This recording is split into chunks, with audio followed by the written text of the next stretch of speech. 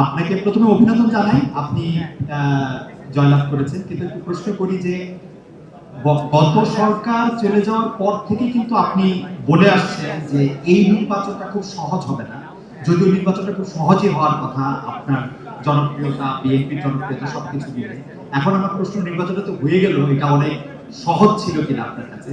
আর এই প্রশ্নটার একটা ছোট্ট লেজ হলো হচ্ছে এরকম যে, একটু অভয় দিলে বলি যে আপনাকে কোনো এই 200-র বেশি আসন পাওয়ার জন্য আপনাকে কোনো ইঞ্জিনিয়ারিং করতে হইল কিনা?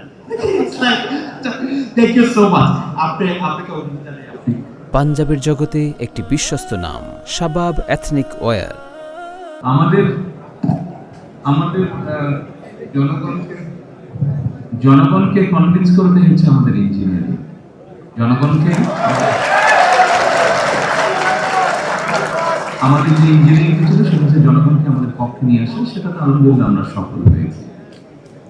আর জনগণকে কনভিন্স করে একটি সুষ্ঠু সুন্দর পরিবেশ এনশিওর করাটাই ছিল আপনার প্রথম প্রশ্নের উত্তর।